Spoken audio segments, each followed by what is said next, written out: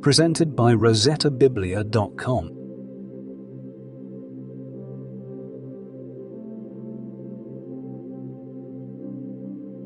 The second book of Samuel. Chapter 1. After the death of Saul, when David had returned from the slaughter of the Amalekites, and David had stayed 2 days in Ziklag.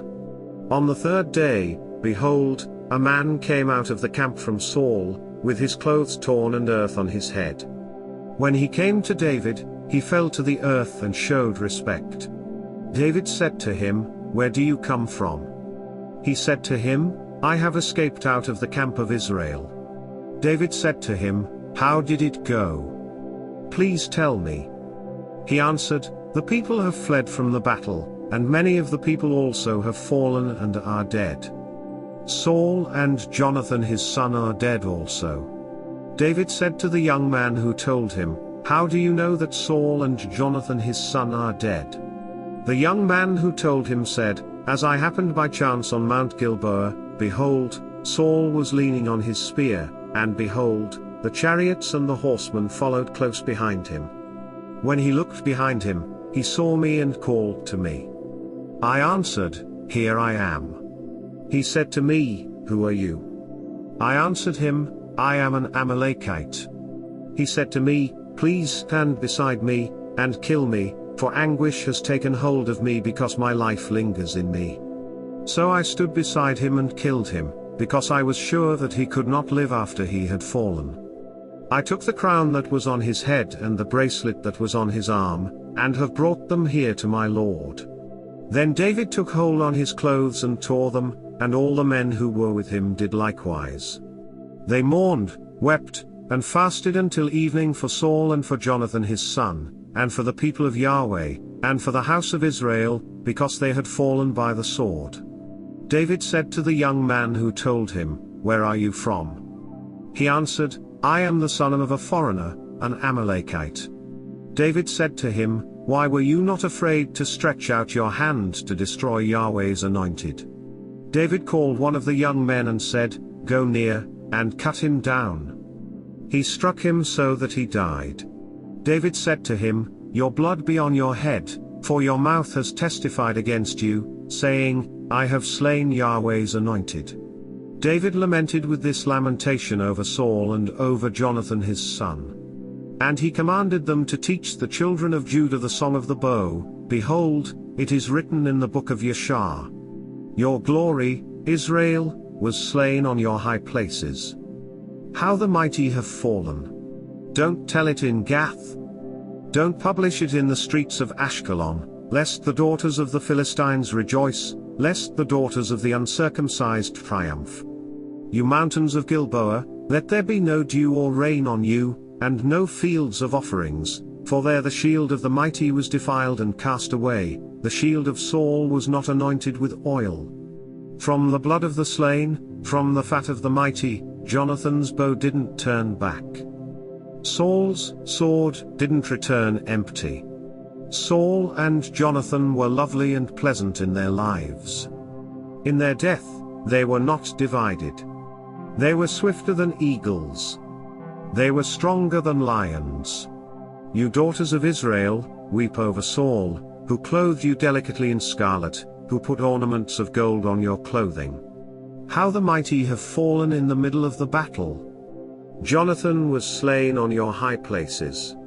I am distressed for you, my brother Jonathan. You have been very pleasant to me. Your love to me was wonderful, surpassing the love of women. How the mighty have fallen, and the weapons of war have perished. 2 Samuel. Chapter 2. After this, David inquired of Yahweh, saying, "Shall I go up into any of the cities of Judah?" Yahweh said to him, "Go up." David said, "Where shall I go up?" He said, "To Hebron." So David went up there with his 2 wives, Ahinoam the Jezreelitess, and Abigail the wife of Nabal the Carmelite. David brought up his men who were with him, every man with his household. They lived in the cities of Hebron. The men of Judah came, and there they anointed David king over the house of Judah. They told David, The men of Jabesh Gilead were those who buried Saul. David sent messengers to the men of Jabesh Gilead, and said to them, Blessed are you by Yahweh, that you have shown this kindness to your Lord, even to Saul, and have buried him. Now may Yahweh show loving kindness and truth to you. I also will reward you for this kindness, because you have done this thing. Now therefore let your hands be strong, and be valiant, for Saul your Lord is dead, and also the house of Judah have anointed me king over them. Now Abner the son of Ner, captain of Saul's army, had taken Ishbosheth the son of Saul and brought him over to Mahanaim. He made him king over Gilead, over the Asherites, over Jezreel, over Ephraim, over Benjamin, and over all Israel. Ishbosheth, Saul's son, was 40 years old when he began to reign over Israel, and he reigned 2 years. But the house of Judah followed David. The time that David was king in Hebron over the house of Judah was 7 years and 6 months. Abner the son of Ner, and the servants of Ishbosheth the son of Saul, went out from Mahanaim to Gibeon. Joab the son of Zeruiah, and David's servants went out, and met them by the pool of Gibeon, and they sat down, the one on the one side of the pool and the other on the other side of the pool. Abner said to Joab, Please let the young men arise and compete before us. Joab said, Let them arise. Then they arose and went over by number, 12 for Benjamin and for Ishbosheth the son of Saul, and 12 of David's servants. They each caught his opponent by the head and thrust his sword in his fellow's side, so they fell down together. Therefore that place in Gibeon was called Helkoth Hazorim. The battle was very severe that day, and Abner was beaten, and the men of Israel, before David's servants. The 3 sons of Zeruiah were there, Joab, Abishai, and Asahel. Asahel was as light of foot as a wild gazelle. Asahel pursued Abner. He didn't turn to the right hand or to the left from following Abner. Then Abner looked behind him, and said, Is that you, Asahel? He answered, It is. Abner said to him, Turn away to your right hand or to your left, and grab one of the young men, and take his armor. But Asahel would not turn away from following him. Abner said again to Asahel, Turn away from following me. Why should I strike you to the ground? How then could I look Joab your brother in the face? However, he refused to turn away. Therefore Abner with the back end of the spear struck him in the body, so that the spear came out behind him, and he fell down there and died in the same place. As many as came to the place where Asahel fell down and died stood still. But Joab and Abishai pursued Abner. The sun went down when they had come to the hill of Armah, that lies before Jair by the way of the wilderness of Gibeon. The children of Benjamin gathered themselves together after Abner and became one band, and stood on the top of a hill. Then Abner called to Joab, and said, Shall the sword devour forever? Don't you know that it will be bitterness in the latter end? How long will it be then, before you ask the people to return from following their brothers? Joab said, As God lives, if you had not spoken, surely then in the morning the people would have gone away, and not each followed his brother. So Joab blew the trumpet, and all the people stood still and pursued Israel no more, and they fought no more. Abner and his men went all that night through the Arabah, and they passed over the Jordan, and went through all Bithron, and came to Mahanaim. Joab returned from following Abner, and when he had gathered all the people together, 19 men of David's and Asahel were missing. But David's servants had struck Benjamin Abner's men so that 360 men died. They took up Asahel and buried him in the tomb of his father, which was in Bethlehem. Joab and his men went all night, and the day broke on them at Hebron. 2 Samuel, chapter 3. Now there was long war between Saul's house and David's house. David grew stronger and stronger, but Saul's house grew weaker and weaker. Sons were born to David in Hebron. His firstborn was Amnon, of Ahinoam the Jezreelitess.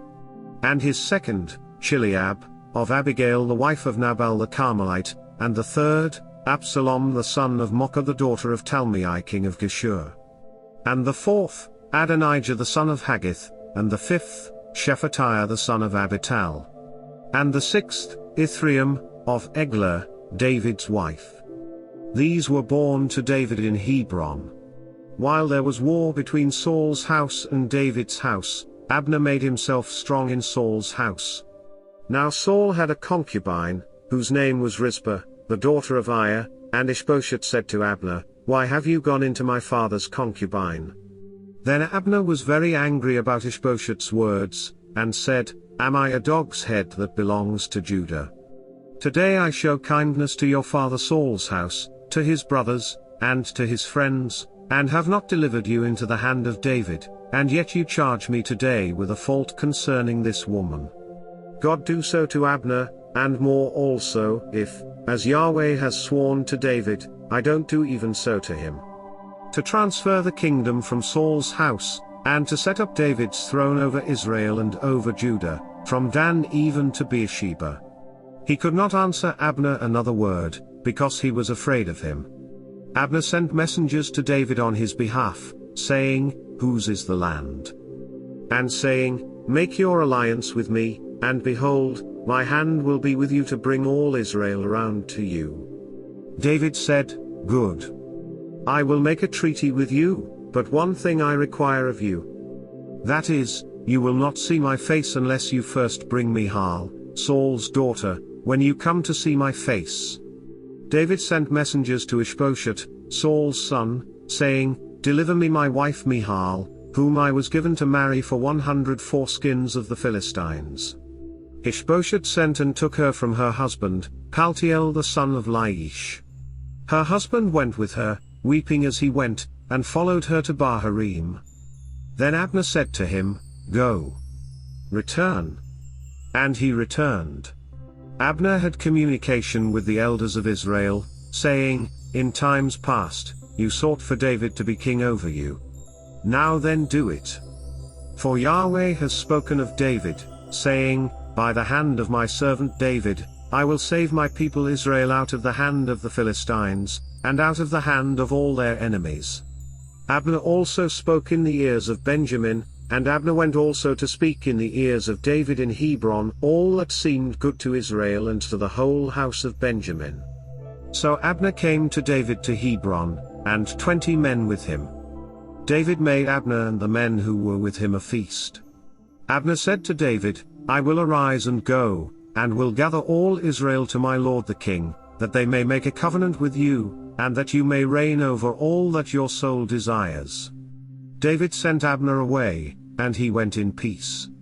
Behold, David's servants and Joab came from a raid and brought in a great plunder with them, but Abner was not with David in Hebron, for he had sent him away, and he had gone in peace. When Joab and all the army who was with him had come, they told Joab, "Abner the son of Ner came to the king, and he has sent him away, and he has gone in peace." Then Joab came to the king and said, "What have you done? Behold, Abner came to you. Why is it that you have sent him away, and he is already gone? You know Abner the son of Ner. He came to deceive you, and to know your going out and your coming in, and to know all that you do." When Joab had come out from David, he sent messengers after Abner, and they brought him back from the well of Sirah, but David didn't know it. When Abner had returned to Hebron, Joab took him aside into the middle of the gate to speak with him quietly, and struck him there in the body, so that he died for the blood of Asahel his brother. Afterward, when David heard it, he said, "I and my kingdom are guiltless before Yahweh forever of the blood of Abner the son of Ner. Let it fall on the head of Joab and on all his father's house. Let there not fail from the house of Joab one who has a discharge, or who is a leper, or who leans on a staff, or who falls by the sword, or who lacks bread." So Joab and Abishai his brother killed Abner, because he had killed their brother Asahel at Gibeon in the battle. David said to Joab and to all the people who were with him, "Tear your clothes, and clothe yourselves with sackcloth, and mourn in front of Abner." King David followed the bier. They buried Abner in Hebron, And the king lifted up his voice and wept at Abner's grave, and all the people wept. The king lamented for Abner, and said, "Should Abner die as a fool dies? Your hands weren't bound, and your feet weren't put into fetters.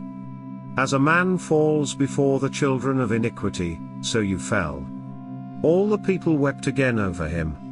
All the people came to urge David to eat bread while it was yet day, but David swore, saying, "God do so to me, and more also, if I taste bread or anything else, until the sun goes down." All the people took notice of it, and it pleased them, as whatever the king did pleased all the people. So all the people and all Israel understood that day that it was not of the king to kill Abner the son of Ner. The king said to his servants, "Don't you know that a prince and a great man has fallen today in Israel? I am weak today, though anointed king. These men, the sons of Zeruiah, are too hard for me. May Yahweh reward the evildoer according to his wickedness." 2 Samuel, chapter 4. When Saul's son heard that Abner was dead in Hebron, his hands became feeble, and all the Israelites were troubled. Saul's son had 2 men who were captains of raiding bands. The name of one was Baanah and the name of the other Rechab, the sons of Rimmon the Beerothite, of the children of Benjamin, for Beeroth also is considered a part of Benjamin. And the Beerothites fled to Gittaim, and have lived as foreigners there until today. Now Jonathan, Saul's son, had a son who was lame in his feet.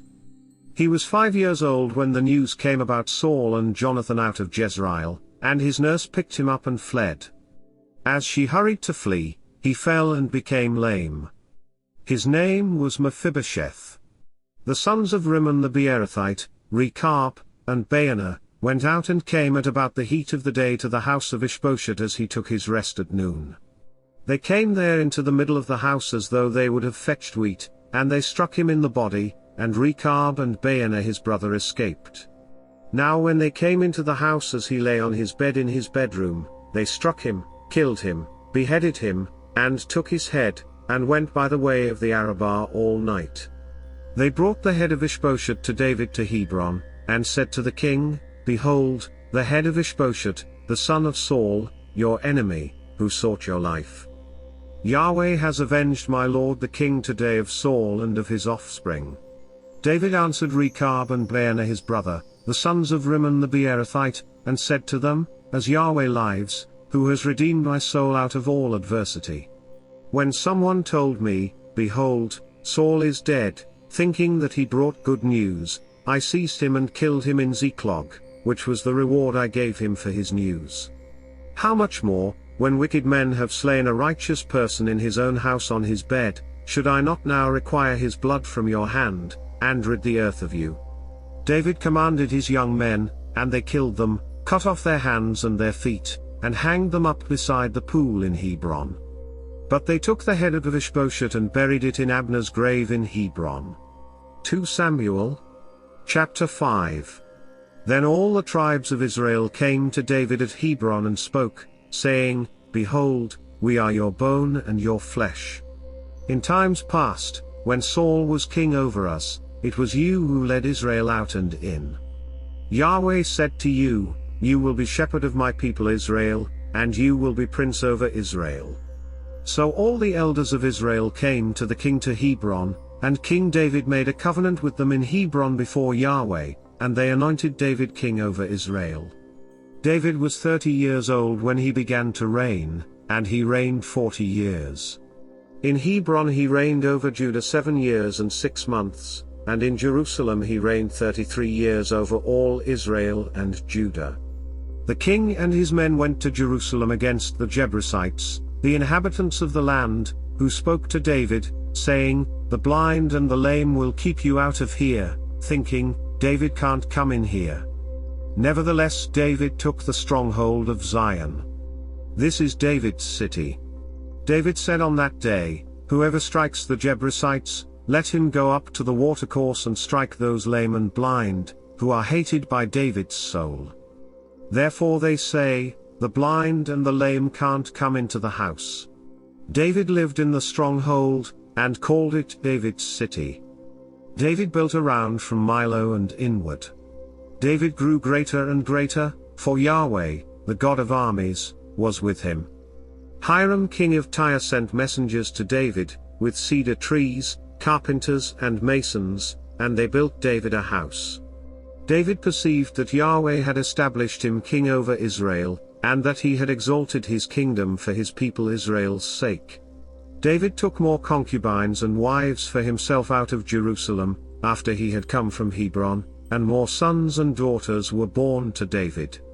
These are the names of those who were born to him in Jerusalem: Shammua, Shobab, Nathan, Solomon, Ipar, Elishua, Nepheg, Japhiah, Elishama, Elioda, and Eliphalet. When the Philistines heard that they had anointed David king over Israel, all the Philistines went up to seek David, but David heard about it and went down to the stronghold. Now the Philistines had come and spread themselves in the valley of Rephaim. David inquired of Yahweh, saying, "Shall I go up against the Philistines? Will you deliver them into my hand?" Yahweh said to David, "Go up, for I will certainly deliver the Philistines into your hand." David came to Baal Perazim, and David struck them there. Then he said, "Yahweh has broken my enemies before me, like the breach of waters." Therefore he called the name of that place Baal Perazim. They left their images there, and David and his men took them away. The Philistines came up yet again, and spread themselves in the valley of Rephaim.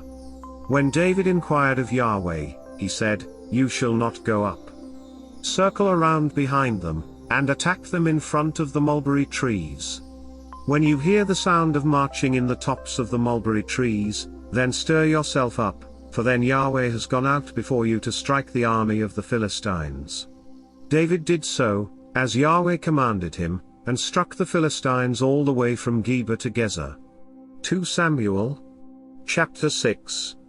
David again gathered together all the chosen men of Israel, 30,000. David arose and went with all the people who were with him from Baal Judah, to bring up from their God's ark, which is called by the name, even the name of Yahweh of armies who sits above the cherubim. They set God's ark on a new cart, and brought it out of Abinadab's house that was on the hill, and Uzzah and Ahio, the sons of Abinadab, drove the new cart. They brought it out of Abinadab's house which was in the hill, with God's ark, and Ahio went before the ark. David and all the house of Israel played before Yahweh with all kinds of instruments made of cypress wood, with harps, with stringed instruments, with tambourines, with castanets, and with cymbals. When they came to the threshing floor of Nacon, Uzzah reached for God's ark and took hold of it, for the cattle stumbled. Yahweh's anger burned against Uzzah, and God struck him there for his error, and he died there by God's ark and saw. David was displeased because Yahweh had broken out against Uzzah, and he called that place Perez Uzzah to this day. David was afraid of Yahweh that day, and he said, "How could Yahweh's ark come to me?" So David would not move Yahweh's ark to be with him in David's city, but David carried it aside into Obed-Edom the Gittit's house. Yahweh's ark remained in Obed-Edom the Gittit's house 3 months, and Yahweh blessed Obed-Edom and all his house. King David was told, "Yahweh has blessed the house of Obed-Edom, and all that belongs to him, because of God's ark." And so David went and brought up God's ark from the house of Obed-Edom into David's city with joy. When those who bore Yahweh's ark had gone 6 paces, he sacrificed an ox and a fattened calf. David danced before Yahweh with all his might, and David was clothed in a linen ephod. So David and all the house of Israel brought up Yahweh's ark with shouting, and with the sound of the trumpet. As Yahweh's ark came into David's city, Michal the daughter of Saul looked out through the window and saw King David leaping and dancing before Yahweh, and she despised him in her heart. They brought in Yahweh's ark, and set it in its place in the middle of the tent that David had pitched for it, and David offered burnt offerings and peace offerings before Yahweh. When David had finished offering the burnt offering and the peace offerings, he blessed the people in the name of Yahweh of armies. He gave to all the people, even among the whole multitude of Israel, both to men and women, to everyone a portion of bread, dates, and raisins. So all the people departed, each to his own house. Then David returned to bless his household. Michal the daughter of Saul came out to meet David, and said, "How glorious the king of Israel was today, who uncovered himself today in the eyes of his servants' maids, as one of the vain fellows shamelessly uncovers himself." David said to Michal, "It was before Yahweh, who chose me above your father, and above all his house, to appoint me prince over the people of Yahweh, over Israel. Therefore I will celebrate before Yahweh. I will be yet more undignified than this, and will be worthless in my own sight. But the maids of whom you have spoken will honor me." Michal the daughter of Saul had no child to the day of her death. 2 Samuel chapter 7. When the king lived in his house, and Yahweh had given him rest from all his enemies all around, the king said to Nathan the prophet, "See now, I dwell in a house of cedar, but God's ark dwells within curtains." Nathan said to the king, "Go, do all that is in your heart, for Yahweh is with you." That same night, Yahweh's word came to Nathan, saying, "Go and tell my servant David, Yahweh says, should you build me a house for me to dwell in? For I have not lived in a house, since the day that I brought the children of Israel up out of Egypt, even to this day, but have moved around in a tent and in a tabernacle. In all places in which I have walked with all the children of Israel, did I say a word to anyone from the tribes of Israel whom I commanded to be shepherd of my people Israel, saying, Why have you not built me a house of cedar? Now therefore tell my servant David this, Yahweh of armies says, I took you from the sheep pen, from following the sheep, to be prince over my people, over Israel. I have been with you wherever you went, and have cut off all your enemies from before you. I will make you a great name, like the name of the great ones who are in the earth. I will appoint a place for my people Israel, and will plant them, that they may dwell in their own place and be moved no more. The children of wickedness will not afflict them any more, as at the first. And as from the day that I commanded judges to be over my people Israel.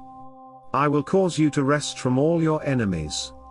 Moreover, Yahweh tells you that Yahweh will make you a house. When your days are fulfilled and you sleep with your fathers, I will set up your offspring after you, who will proceed out of your body, and I will establish his kingdom.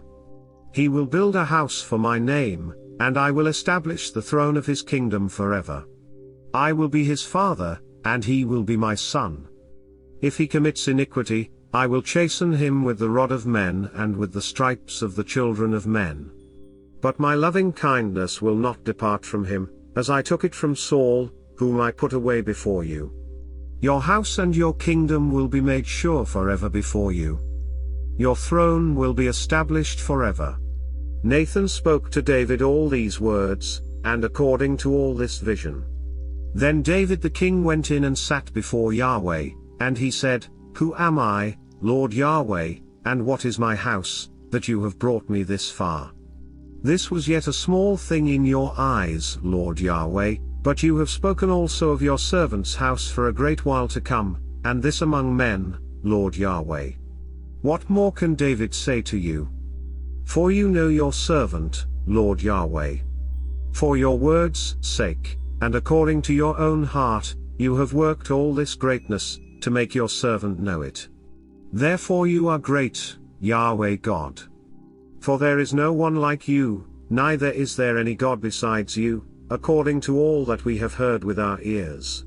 What one nation in the earth is like your people, even like Israel, whom God went to redeem to himself for a people, and to make himself a name, and to do great things for you, and awesome things for your land, before your people, whom you redeemed to yourself out of Egypt, from the nations and their gods. You established for yourself your people Israel to be your people forever, and you, Yahweh, became their God. Now, Yahweh God, the word that you have spoken concerning your servant, and concerning his house, confirm it forever, and do as you have spoken. Let your name be magnified forever, saying, Yahweh of armies is God over Israel, and the house of your servant David will be established before you.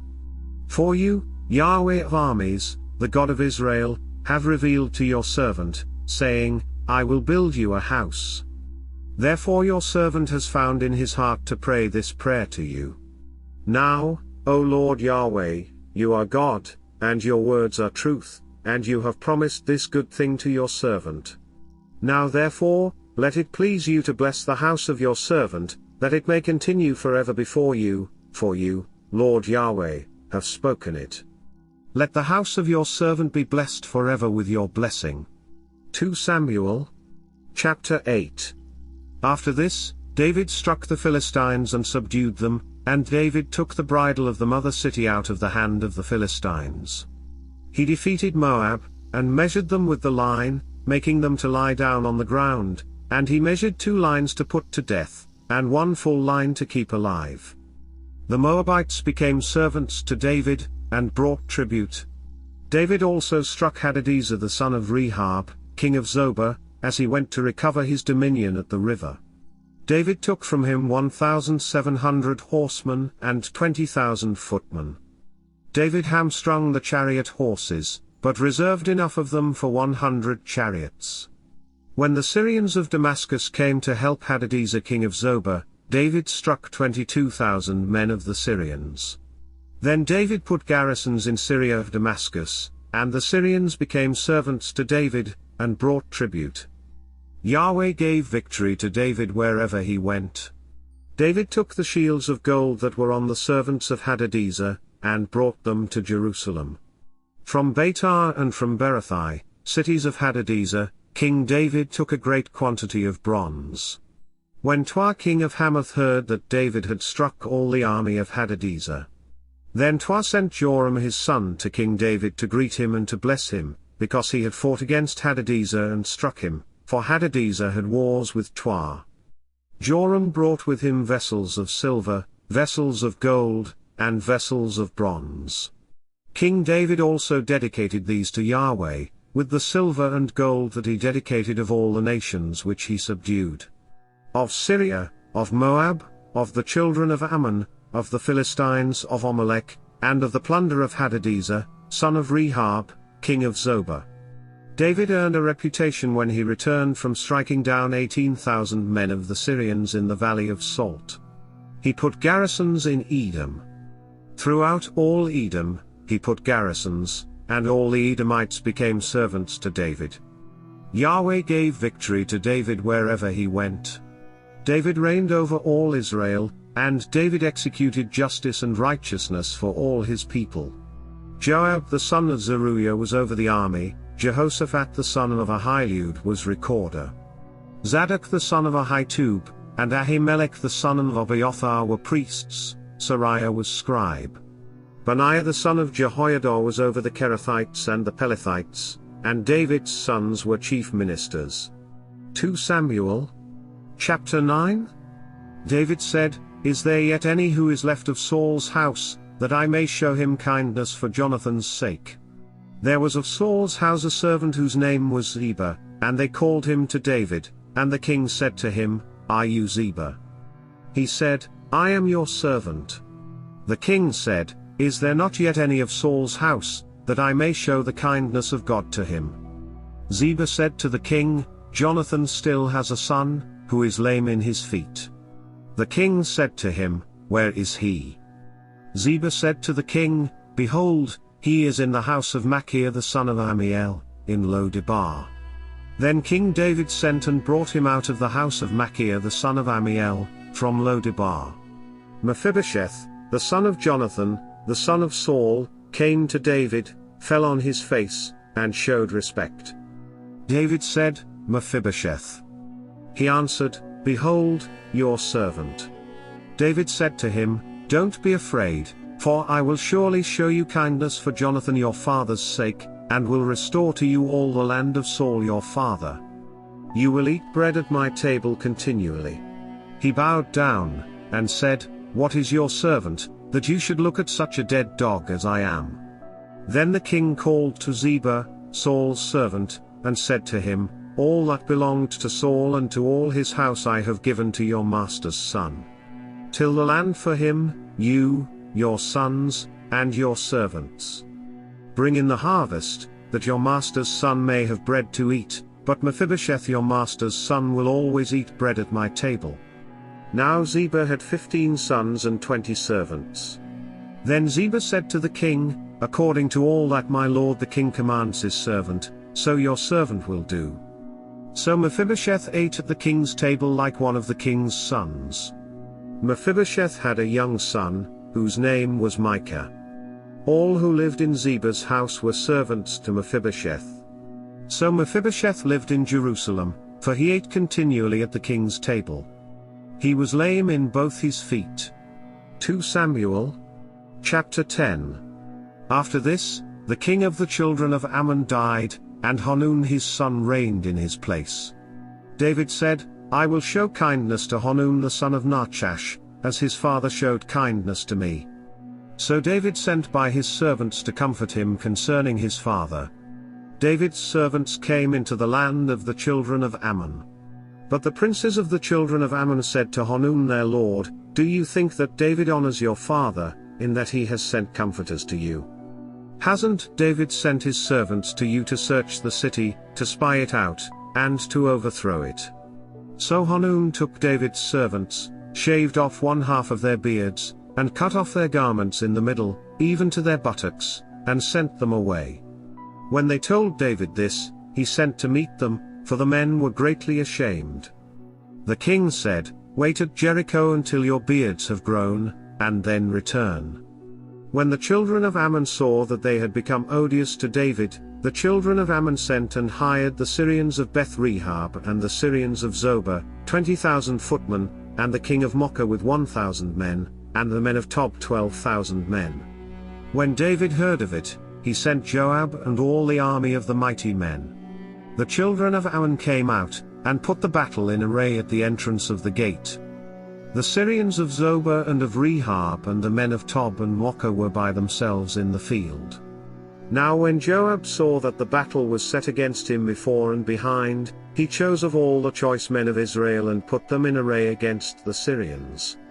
The rest of the people he committed into the hand of Abishai his brother, and he put them in array against the children of Ammon. He said, "If the Syrians are too strong for me, then you shall help me, but if the children of Ammon are too strong for you, then I will come and help you. Be courageous, and let's be strong for our people and for the cities of our God, and may Yahweh do what seems good to him." So Joab and the people who were with him came near to the battle against the Syrians, and they fled before him. When the children of Ammon saw that the Syrians had fled, they likewise fled before Abishai, and entered into the city. Then Joab returned from the children of Ammon and came to Jerusalem. When the Syrians saw that they were defeated by Israel, they gathered themselves together. Hadadezer sent and brought out the Syrians who were beyond the river, and they came to Helam, with Shobach the captain of the army of Hadadezer at their head. David was told that, and he gathered all Israel together, passed over the Jordan, and came to Helam. The Syrians set themselves in array against David and fought with him. The Syrians fled before Israel, and David killed 700 charioteers of the Syrians and 40,000 horsemen, and struck Shobach the captain of their army, so that he died there. When all the kings who were servants to Hadadezer saw that they were defeated before Israel, they made peace with Israel and served them.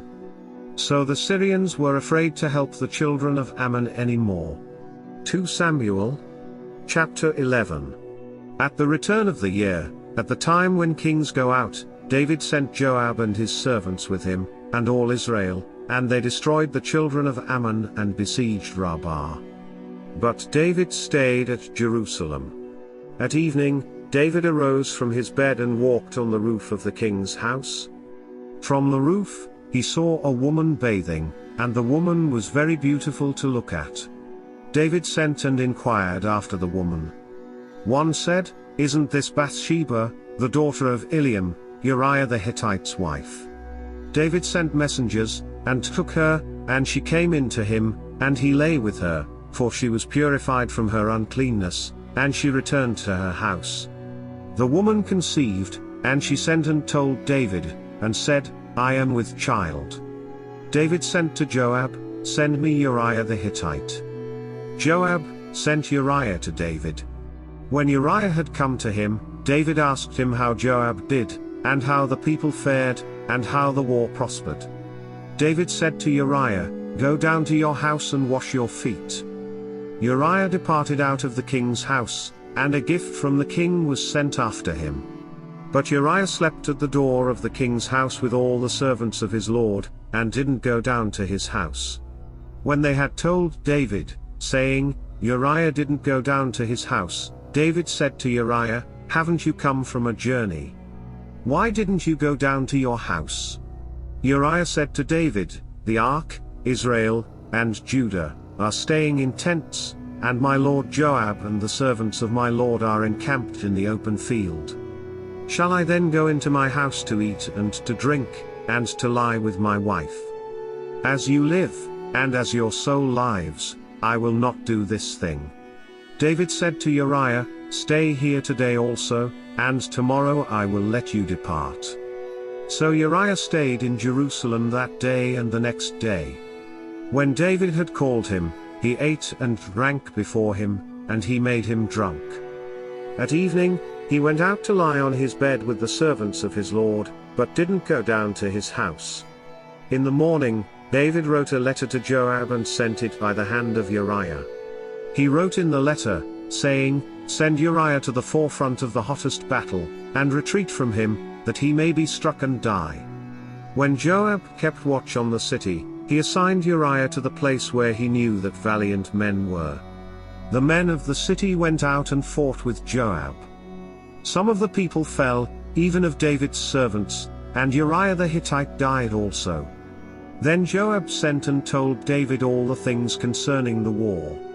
And he commanded the messenger, saying, "When you have finished telling all the things concerning the war to the king, it shall be that, if the king's wrath arise, and he asks you, 'Why did you go so near to the city to fight? Didn't you know that they would shoot from the wall? Who struck Abimelech the son of Jerubasheth? Didn't a woman cast an upper millstone on him from the wall, so that he died at Thebez? Why did you go so near the wall?' Then you shall say, 'Your servant Uriah the Hittite is also dead.'" So the messenger went, and came and showed David all that Joab had sent him for. The messenger said to David, "The men prevailed against us, and came out to us into the field, and we were on them even to the entrance of the gate. The shooters shot at your servants from off the wall, and some of the king's servants are dead, and your servant Uriah the Hittite is also dead." Then David said to the messenger, "Tell Joab, don't let this thing displease you, for the sword devours one as well as another. Make your battle stronger against the city, and overthrow it. Encourage him." When Uriah's wife heard that Uriah her husband was dead, she mourned for her husband. When the mourning was past, David sent and took her home to his house, and she became his wife and bore him a son. But the thing that David had done displeased Yahweh. 2 Samuel, chapter 12. Yahweh sent Nathan to David. He came to him, and said to him, "There were 2 men in one city, the one rich, and the other poor. The rich man had very many flocks and herds. But the poor man had nothing, except one little ewe lamb, which he had bought and raised. It grew up together with him and with his children. It ate of his own food, drank of his own cup, and lay in his bosom, and was like a daughter to him. A traveler came to the rich man, and he didn't want to take of his own flock and of his own herd to prepare for the wayfaring man who had come to him, but took the poor man's lamb and prepared it for the man who had come to him." David's anger burned hot against the man, and he said to Nathan, "As Yahweh lives, the man who has done this deserves to die. He must restore the lamb fourfold, because he did this thing and because he had no pity." Nathan said to David, "You are the man. This is what Yahweh, the God of Israel, says, I anointed you king over Israel, and I delivered you out of the hand of Saul. I gave you your master's house and your master's wives into your bosom, and gave you the house of Israel and of Judah, and if that would have been too little, I would have added to you many more such things. Why have you despised Yahweh's word, to do that which is evil in his sight? You have struck Uriah the Hittite with the sword, have taken his wife to be your wife, and have slain him with the sword of the children of Ammon. Now therefore the sword will never depart from your house, because you have despised me and have taken Uriah the Hittite's wife to be your wife.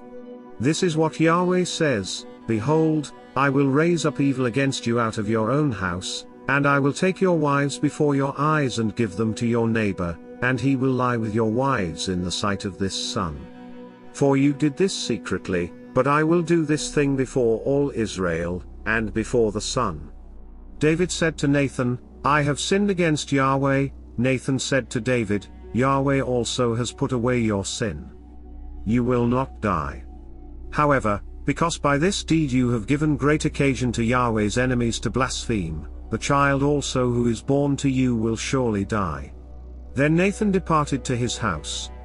Yahweh struck the child that Uriah's wife bore to David, and he was very sick.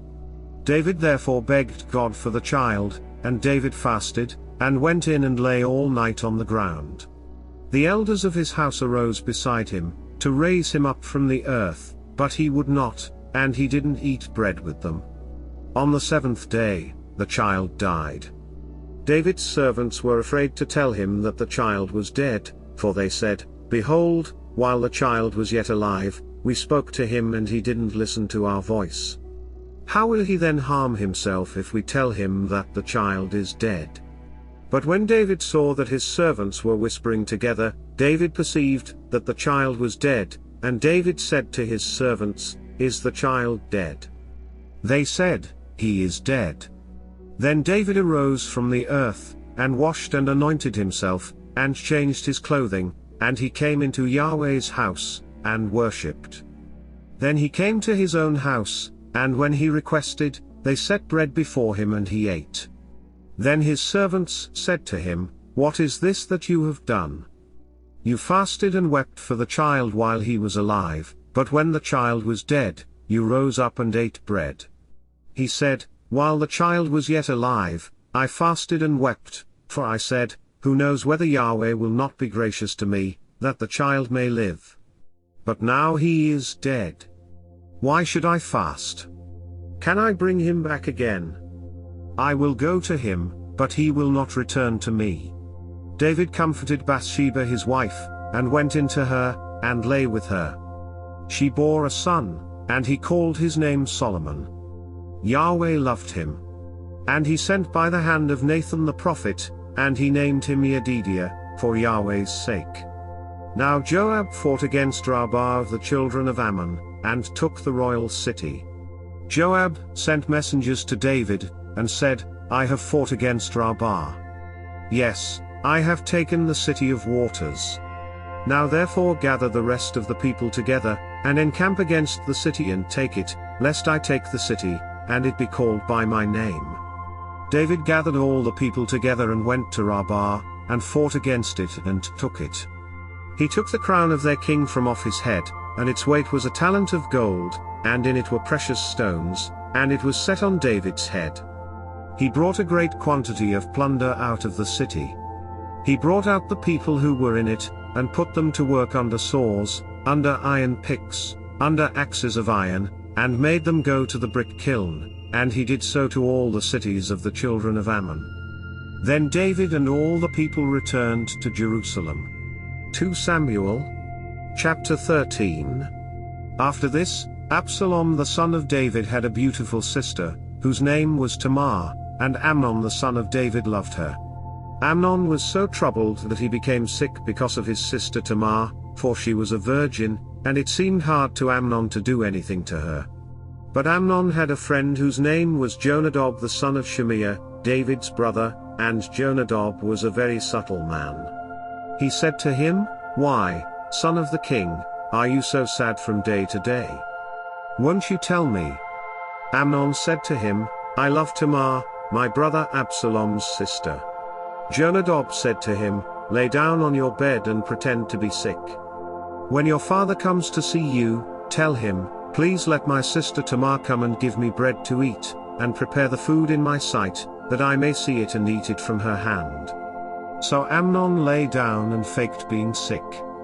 When the king came to see him, Amnon said to the king, "Please let my sister Tamar come and make me a couple of cakes in my sight, that I may eat from her hand." Then David sent home to Tamar, saying, "Go now to your brother Amnon's house, and prepare food for him." So Tamar went to her brother Amnon's house, and he was lying down. She took dough, kneaded it, made cakes in his sight, and baked the cakes. She took the pan and poured them out before him, but he refused to eat. Amnon said, "Have all men leave me." Then every man went out from him. Amnon said to Tamar, "Bring the food into the room, that I may eat from your hand." Tamar took the cakes which she had made, and brought them into the room to Amnon her brother. When she had brought them near to him to eat, he took hold of her and said to her, "Come, lie with me, my sister." She answered him, "No, my brother, do not force me. For no such thing ought to be done in Israel. Don't you do this folly. As for me, where would I carry my shame? And as for you, you will be as one of the fools in Israel. Now therefore, please speak to the king, for he will not withhold me from you." However, he would not listen to her voice, but being stronger than she, he forced her and lay with her. Then Amnon hated her with exceedingly great hatred, for the hatred with which he hated her was greater than the love with which he had loved her. Amnon said to her, "Arise, be gone." She said to him, "Not so, because this great wrong in sending me away is worse than the other that you did to me." But he would not listen to her. Then he called his servant who ministered to him, and said, "Now put this woman out from me, and bolt the door after her." She had a garment of various colors on her, for the king's daughters who were virgins dressed in such robes. Then his servant brought her out and bolted the door after her. Tamar put ashes on her head, and tore her garment of various colors that was on her, and she laid her hand on her head and went her way, crying aloud as she went. Absalom her brother said to her, "Has Amnon your brother been with you? But now hold your peace, my sister. He is your brother. Don't take this thing to heart." So Tamar remained desolate in her brother Absalom's house. But when King David heard of all these things, he was very angry. Absalom spoke to Amnon neither good nor bad, for Absalom hated Amnon, because he had forced his sister Tamar. After 2 full years, Absalom had sheep shearers in Baal-hazor, which is beside Ephraim, and Absalom invited all the king's sons. Absalom came to the king and said, "See now, your servant has sheep shearers. Please let the king and his servants go with your servant." The king said to Absalom, "No, my son, let's not all go, lest we be burdensome to you." He pressed him, however he would not go, but blessed him. Then Absalom said, "If not, please let my brother Amnon go with us." The king said to him, "Why should he go with you?" But Absalom pressed him, and he let Amnon and all the king's sons go with him. Absalom commanded his servants, saying, "Mark now, when Amnon's heart is merry with wine, and when I tell you, strike Amnon, then kill him. Don't be afraid. Haven't I commanded you? Be courageous, and be valiant." The servants of Absalom did to Amnon as Absalom had commanded. Then all the king's sons arose, and every man got up on his mule and fled. While they were on the way, the news came to David, saying, "Absalom has slain all the king's sons, and there is not one of them left." Then the king arose, and tore his garments, and lay on the earth, and all his servants stood by with their clothes torn. Jonadab the son of Shimeah, David's brother, answered, "Don't let my lord suppose that they have killed all the young men, the king's sons, for Amnon only is dead, for by the appointment of Absalom this has been determined from the day that he forced his sister Tamar. Now therefore don't let my lord the king take the thing to his heart, to think that all the king's sons are dead, for only Amnon is dead." But Absalom fled. The young man who kept the watch lifted up his eyes and looked, and behold, many people were coming by way of the hillside behind him. Jonadab said to the king, "Behold, the king's sons are coming. It is as your servant said." As soon as he had finished speaking, behold, the king's sons came, and lifted up their voices and wept. The king also and all his servants wept bitterly. But Absalom fled and went to Talmai the son of Ammihur, king of Geshur. David mourned for his son every day. So Absalom fled and went to Geshur, and was there 3 years. King David longed to go out to Absalom, for he was comforted concerning Amnon, since he was dead. 2 Samuel chapter 14. Now Joab the son of Zeruiah perceived that the king's heart was toward Absalom. Joab sent to Tekoa and brought a wise woman from there, and said to her, "Please act like a mourner, and put on mourning clothing, please, and don't anoint yourself with oil, but be as a woman who has mourned a long time for the dead. Go in to the king and speak like this to him." So Joab put the words in her mouth. When the woman of Tekoa spoke to the king, she fell on her face to the ground, showed respect, and said, "Help, O king." The king said to her, "What ails you?" She answered, "Truly I am a widow, and my husband is dead. Your servant had 2 sons, and they both fought together in the field, and there was no one to part them, but the one struck the other and killed him. Behold, the whole family has risen against your servant, and they say, 'Deliver him who struck his brother, that we may kill him for the life of his brother whom he killed, and so destroy the heir also.' Thus they would quench my coal which is left, and would leave to my husband neither name nor remainder on the surface of the earth." The king said to the woman, "Go to your house, and I will give a command concerning you." The woman of Tekoa said to the king, "My lord, O king, may the iniquity be on me, and on my father's house, and may the king and his throne be guiltless." The king said, "Whoever says anything to you, bring him to me, and he will not bother you any more." Then she said, "Please let the king remember Yahweh your God, that the avenger of blood destroy not any more, lest they destroy my son." He said, "As Yahweh lives, not one hair of your son shall fall to the earth." Then the woman said, "Please let your servant speak a word to my lord the king." He said, "Say on." The woman said, "Why then have you devised such a thing against the people of God? For in speaking this word the king is as one who is guilty, in that the king does not bring home again his banished one. For we must die, and are like water spilled on the ground, which can't be gathered up again, neither does God take away life, but devises means, that he who is banished not be an outcast from him. Now therefore, seeing that I have come to speak this word to my lord the king, it is because the people have made me afraid. Your servant said, I will now speak to the king, it may be that the king will perform the request of his servant. For the king will hear, to deliver his servant out of the hand of the man who would destroy me and my son together out of the inheritance of God. Then your servant said, Please let the word of my lord the king bring rest, for as an angel of God, so is my lord the king to discern good and bad. May Yahweh, your God, be with you.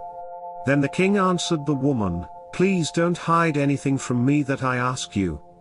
The woman said, Let my lord the king now speak.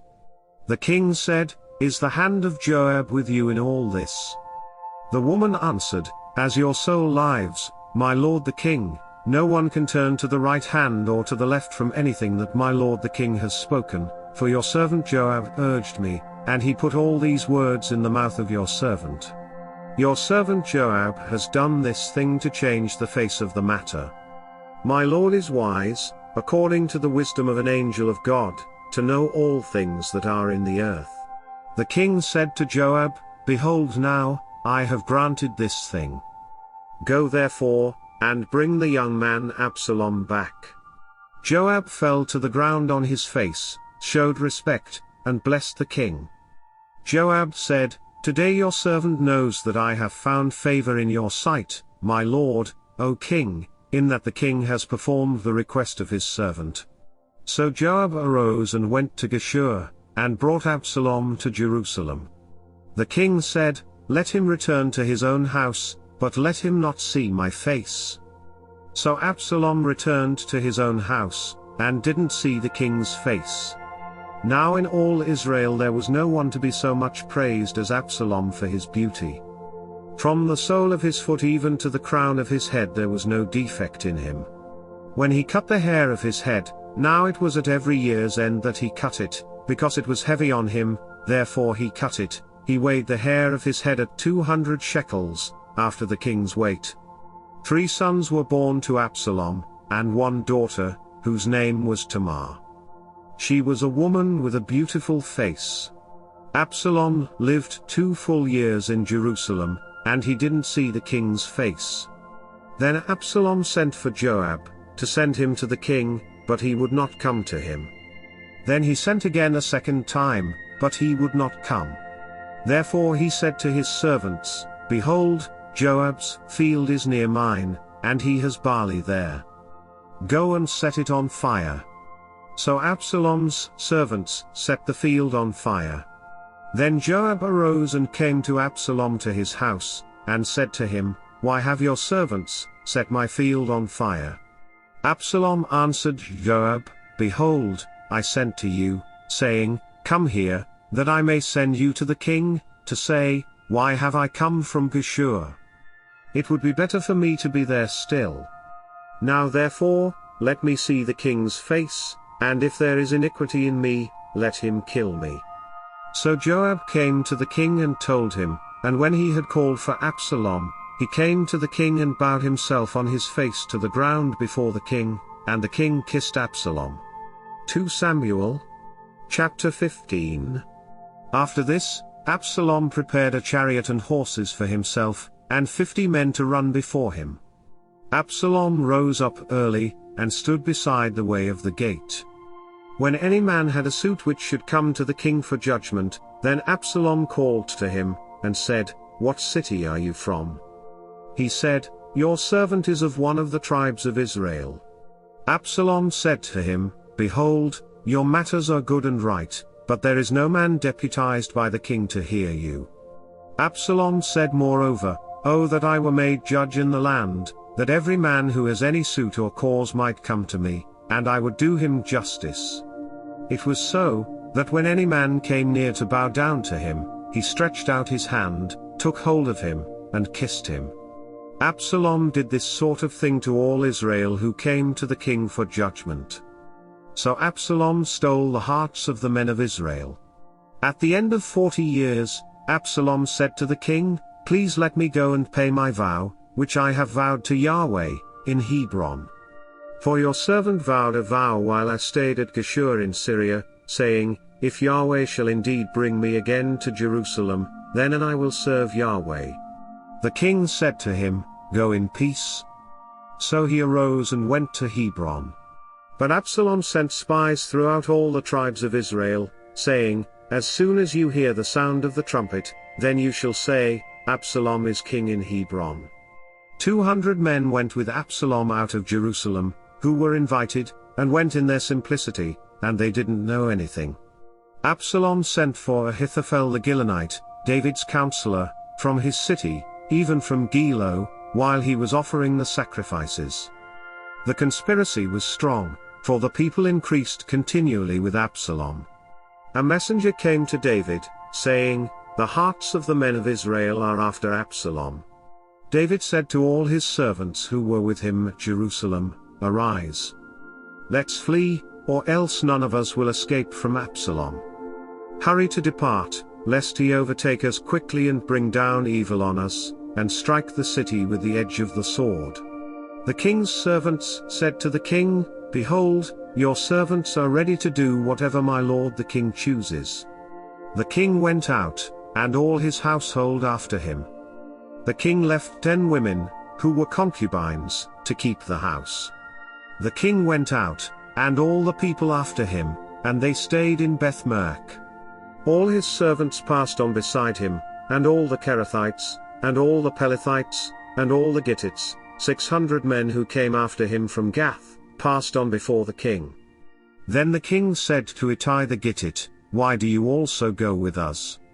Return, and stay with the king, for you are a foreigner and also an exile. Return to your own place. Whereas you came but yesterday, should I today make you go up and down with us, since I go where I may? Return, and take back your brothers. Mercy and truth be with you. Ittai answered the king and said, As Yahweh lives, and as my lord the king lives, surely in what place my lord the king is, whether for death or for life, your servant will be there also. David said to Ittai, Go and pass over. Ittai the Gittite passed over, and all his men, and all the little ones who were with him. All the country wept with a loud voice, and all the people passed over.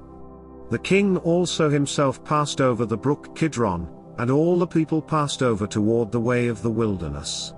Behold, Zadok also came, and all the Levites with him, bearing the ark of the covenant of God, and they set down God's ark, and Abiathar went up until all the people finished passing out of the city. The king said to Zadok, Carry God's ark back into the city. If I find favor in Yahweh's eyes, he will bring me again, and show me both it and his habitation. But if he says, I have no delight in you, behold, here I am. Let him do to me as seems good to him. The king said also to Zadok the priest, Aren't you a seer? Return into the city in peace, and your 2 sons with you, Ahimaaz your son and Jonathan the son of Abiathar. Behold, I will stay at the fords of the wilderness until word comes from you to inform me. Zadok therefore and Abiathar carried God's ark to Jerusalem again, and they stayed there. David went up by the ascent of the Mount of Olives, and wept as he went up, and he had his head covered and went barefoot. All the people who were with him each covered his head, and they went up, weeping as they went up. Someone told David, saying, Ahithophel is among the conspirators with Absalom. David said, Yahweh, please turn the counsel of Ahithophel into foolishness. When David had come to the top, where God was worshipped, behold, Hushai the Archite came to meet him with his tunic torn and earth on his head. David said to him, If you pass on with me, then you will be a burden to me. But if you return to the city, and tell Absalom, I will be your servant, O king. As I have been your father's servant in time past, so I will now be your servant, then will you defeat for me the counsel of Ahithophel. Don't you have Zadok and Abiathar the priests there with you? Therefore whatever you hear out of the king's house, tell it to Zadok and Abiathar the priests. Behold, they have there with them their 2 sons, Ahimaaz, Zadok's son, and Jonathan, Abiathar's son. Send to me everything that you shall hear by them. So Hushai, David's friend, came into the city, and Absalom came into Jerusalem. 2 Samuel, chapter 16. When David was a little past the top, behold, Ziba the servant of Mephibosheth met him with a couple of donkeys saddled, and on them 200 loaves of bread, and 100 clusters of raisins, and 100 summer fruits, and a container of wine. The king said to Ziba, What do you mean by these? Ziba said, The donkeys are for the king's household to ride on, and the bread and summer fruit for the young men to eat, and the wine, that those who are faint in the wilderness may drink. The king said, Where is your master's son? Ziba said to the king, Behold, he is staying in Jerusalem, for he said, Today the house of Israel will restore me the kingdom of my father. Then the king said to Ziba, Behold, all that belongs to Mephibosheth is yours. Ziba said, I bow down. Let me find favor in your sight, my lord, O king. When King David came to Bahurim, behold, a man of the family of Saul's house came out, whose name was Shimei, the son of Gera. He came out and cursed as he came. He cast stones at David and at all the servants of King David, and all the people and all the mighty men were on his right hand and on his left. Shimei said when he cursed, Begone, begone, you man of blood, and wicked fellow. Yahweh has returned on you all the blood of Saul's house, in whose place you have reigned. Yahweh has delivered the kingdom into the hand of Absalom your son. Behold, you are caught by your own mischief, because you are a man of blood. Then Abishai the son of Zeruiah said to the king, "Why should this dead dog curse my lord the king? Please let me go over and take off his head." The king said, "What have I to do with you, you sons of Zeruiah? Because he curses, and because Yahweh has said to him, 'Curse David,' who then shall say, 'Why have you done so?'" David said to Abishai and to all his servants, "Behold, my son, who came out of my bowels, seeks my life. How much more this Benjamite, now? Leave him alone, and let him curse, for Yahweh has invited him. It may be that Yahweh will look on the wrong done to me, and that Yahweh will repay me good for the cursing of me today." So David and his men went by the way, and Shimei went along on the hillside opposite him and cursed as he went, threw stones at him, and threw dust. The king and all the people who were with him arrived weary, and he refreshed himself there. Absalom and all the people, the men of Israel, came to Jerusalem, and Ahithophel with him. When Hushai the Archite, David's friend, had come to Absalom, Hushai said to Absalom, "Long live the king! Long live the king!" Absalom said to Hushai, "Is this your kindness to your friend? Why didn't you go with your friend?" Hushai said to Absalom, "No, but whomever Yahweh and this people and all the men of Israel have chosen, I will be his, and I will stay with him. Again, whom should I serve? Shouldn't I serve in the presence of his son? As I have served in your father's presence, so I will be in your presence." Then Absalom said to Ahithophel, "Give your counsel what we shall do." Ahithophel said to Absalom, "Go into your father's concubines that he has left to keep the house. Then all Israel will hear that you are abhorred by your father. Then the hands of all who are with you will be strong." So they spread a tent for Absalom on the top of the house, and Absalom went into his father's concubines in the sight of all Israel. The counsel of Ahithophel, which he gave in those days, was as if a man inquired at the inner sanctuary of God. All the counsel of Ahithophel was like this both with David and with Absalom. 2 Samuel, chapter 17. Moreover Ahithophel said to Absalom, "Let me now choose 12,000 men, and I will arise and pursue after David tonight. I will come on him while he is weary and exhausted, and will make him afraid. All the people who are with him will flee. I will strike the king only. And I will bring back all the people to you. The man whom you seek is as if all returned. All the people shall be in peace." The saying pleased Absalom well, and all the elders of Israel. Then Absalom said, "Now call Hushai the Archite also, and let's hear likewise what he says." When Hushai had come to Absalom, Absalom spoke to him, saying, "Ahithophel has spoken like this. Shall we do what he says? If not, speak up." Hushai said to Absalom, "The counsel that Ahithophel has given this time is not good."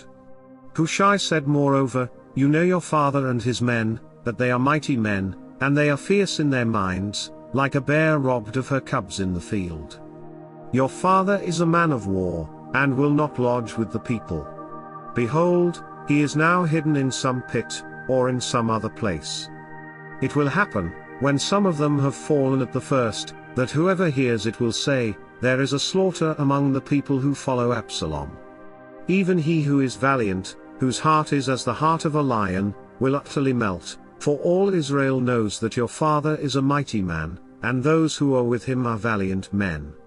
But I counsel that all Israel be gathered together to you, from Dan even to Beersheba, as the sand that is by the sea for multitude, and that you go to battle in your own person.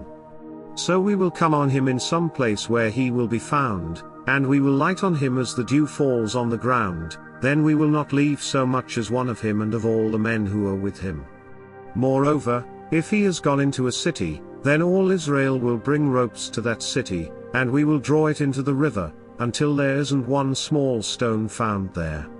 Absalom and all the men of Israel said, "The counsel of Hushai the Archite is better than the counsel of Ahithophel."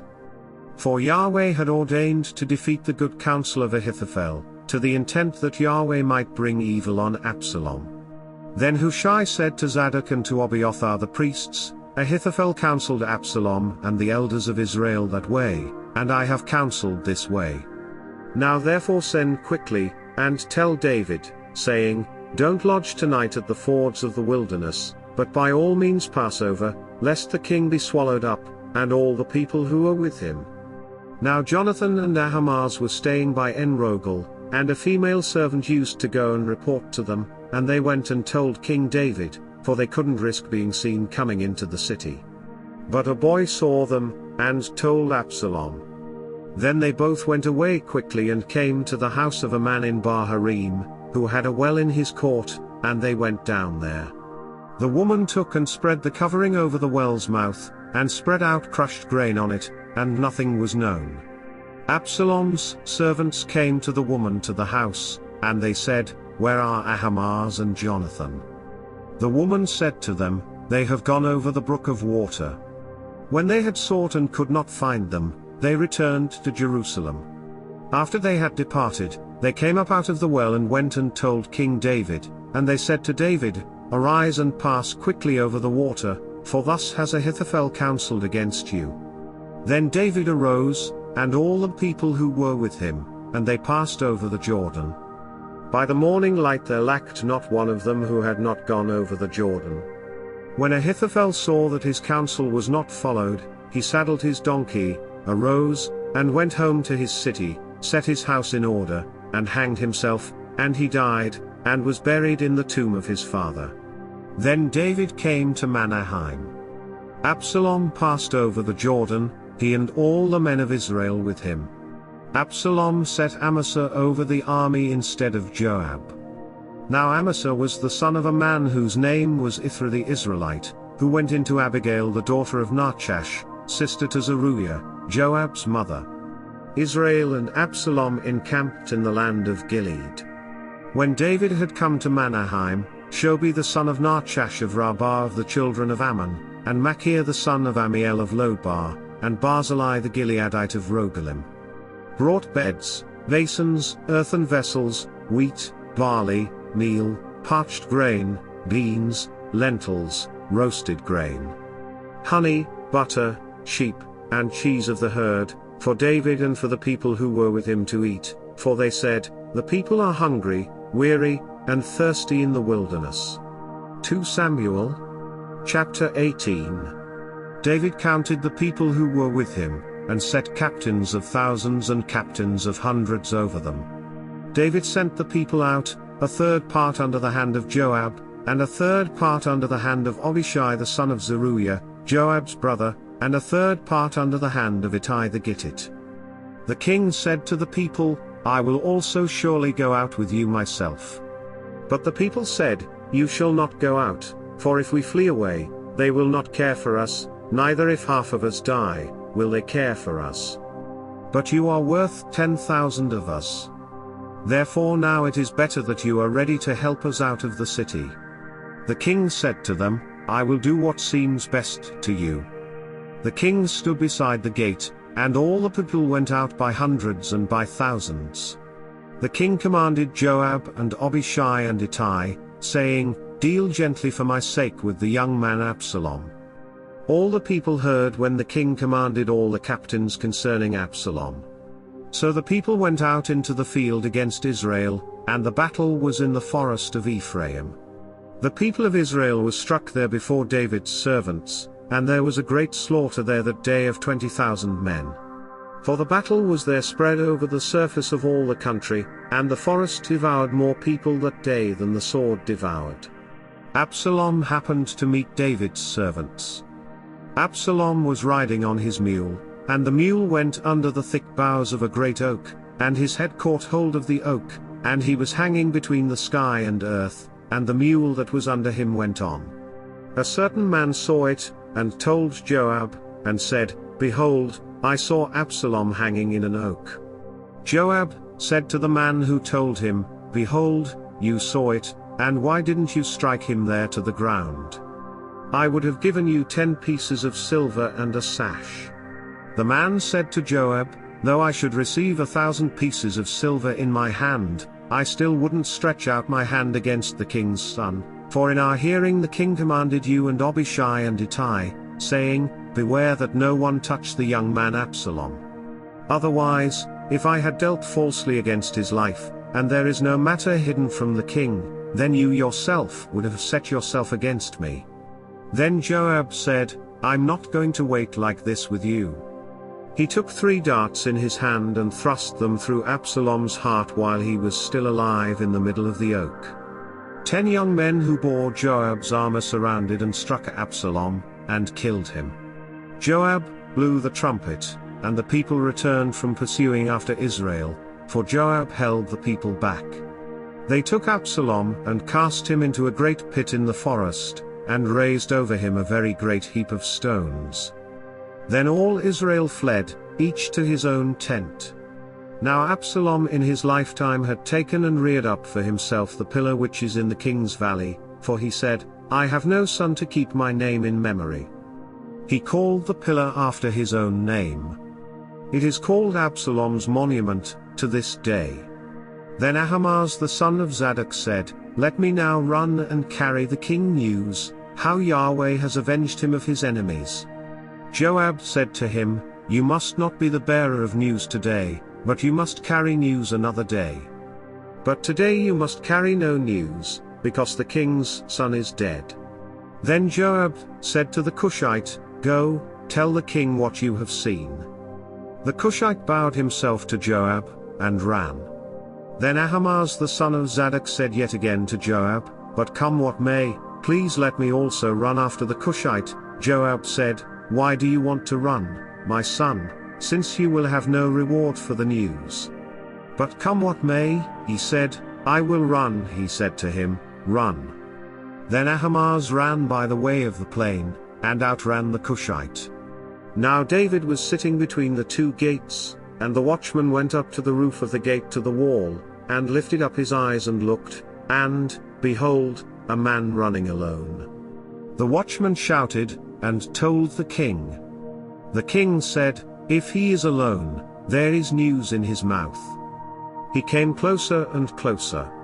The watchman saw another man running, and the watchman called to the gatekeeper and said, "Behold, a man running alone." The king said, "He also brings news." The watchman said, "I think the running of the first one is like the running of Ahimaaz the son of Zadok." The king said, "He is a good man, and comes with good news." Ahimaaz called, and said to the king, "All is well." He bowed himself before the king with his face to the earth, and said, "Blessed is Yahweh your God, who has delivered up the men who lifted up their hand against my lord the king." The king said, "Is it well with the young man Absalom?" Ahimaaz answered, "When Joab sent the king's servant, even me your servant, I saw a great tumult, but I don't know what it was." The king said, "Come and stand here." He came and stood still. Behold, the Cushite came. The Cushite said, "Good news for my lord the king, for Yahweh has avenged you today of all those who rose up against you." The king said to the Cushite, "Is it well with the young man Absalom?" The Cushite answered, "May the enemies of my lord the king, and all who rise up against you to do you harm, be as that young man is." The king was much moved, and went up to the room over the gate and wept. As he went, he said, "My son Absalom! My son Absalom! I wish I had died instead of you, Absalom, my son, my son." 2 Samuel chapter 19. Joab was told, "Behold, the king weeps and mourns for Absalom." The victory that day was turned into mourning among all the people, for the people heard it said that day, "The king grieves for his son." The people sneaked into the city that day, as people who are ashamed steal away when they flee in battle. The king covered his face, and the king cried with a loud voice, "My son Absalom, Absalom, my son, my son." Joab came into the house to the king, and said, "Today you have shamed the faces of all your servants who today have saved your life, and the lives of your sons and of your daughters, and the lives of your wives, and the lives of your concubines. In that you love those who hate you and hate those who love you. For you have declared today that princes and servants are nothing to you. For today I perceive that if Absalom had lived and we had all died today, then it would have pleased you well. Now therefore arise, go out and speak to comfort your servants, for I swear by Yahweh, if you don't go out, not a man will stay with you this night. That would be worse to you than all the evil that has happened to you from your youth until now. Then the king arose and sat in the gate. The people were all told, Behold, the king is sitting in the gate. All the people came before the king. Now Israel had fled every man to his tent. All the people were at strife throughout all the tribes of Israel, saying, The king delivered us out of the hand of our enemies, and he saved us out of the hand of the Philistines, and now he has fled out of the land from Absalom. Absalom, whom we anointed over us, is dead in battle. Now therefore why don't you speak a word of bringing the king back? King David sent to Zadok and to Abiathar the priests, saying, Speak to the elders of Judah, saying, Why are you the last to bring the king back to his house, since the speech of all Israel has come to the king, to return him to his house? You are my brothers. You are my bone and my flesh. Why then are you the last to bring back the king? Say to Amasa, Aren't you my bone and my flesh? God do so to me, and more also, if you aren't captain of the army before me continually instead of Joab. He bowed the heart of all the men of Judah, even as one man, so that they sent to the king, saying, Return, you and all your servants. So the king returned, and came to the Jordan. Judah came to Gilgal, to go to meet the king, to bring the king over the Jordan. Shimei the son of Gera, the Benjamite, who was of Baharim, hurried and came down with the men of Judah to meet King David. There were 1,000 men of Benjamin with him, and Ziba the servant of Saul's house, and his 15 sons and his 20 servants with him, and they went through the Jordan in the presence of the king. A ferry boat went to bring over the king's household, and to do what he thought good. Shimei the son of Gera fell down before the king when he had come over the Jordan. He said to the king, Don't let my lord impute iniquity to me, or remember that which your servant did perversely the day that my lord the king went out of Jerusalem, that the king should take it to his heart. For your servant knows that I have sinned. Therefore behold, I have come today as the first of all the house of Joseph to go down to meet my lord the king. But Abishai the son of Zeruiah answered, Shouldn't Shimei be put to death for this, because he cursed Yahweh's anointed? David said, What have I to do with you, you sons of Zeruiah, that you should be adversaries to me today? Shall any man be put to death today in Israel? For don't I know that I am king over Israel today? The king said to Shimei, You will not die. The king swore to him. Mephibosheth the son of Saul came down to meet the king, and he had neither groomed his feet, nor trimmed his beard, nor washed his clothes, from the day the king departed until the day he came home in peace. When he had come to Jerusalem to meet the king said to him, Why didn't you go with me, Mephibosheth? He answered, My lord, O king, my servant deceived me. For your servant said, I will saddle a donkey for myself, that I may ride on it and go with the king, because your servant is lame. He has slandered your servant to my lord the king, but my lord the king is as an angel of God. Therefore do what is good in your eyes. For all my father's house were but dead men before my lord the king, yet you set your servant among those who ate at your own table.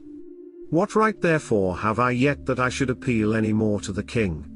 The king said to him, Why do you speak any more of your matters? I say, you and Ziba divide the land. Mephibosheth said to the king, Yes, let him take all, because my lord the king has come in peace to his own house. Barzillai the Gileadite came down from Rogelim, and he went over the Jordan with the king to conduct him over the Jordan. Now Barzillai was a very aged man, even 80 years old. He had provided the king with sustenance while he stayed at Mahanaim, for he was a very great man. The king said to Barzillai, Come over with me, and I will sustain you with me in Jerusalem. Barzillai said to the king, How many are the days of the years of my life, that I should go up with the king to Jerusalem? I am 80 years old, today. Can I discern between good and bad? Can your servant taste what I eat or what I drink? Can I hear the voice of singing men and singing women any more? Why then should your servant be a burden to my lord the king? Your servant will just go over the Jordan with the king. Why should the king repay me with such a reward? Please let your servant turn back again, that I may die in my own city, by the grave of my father and my mother.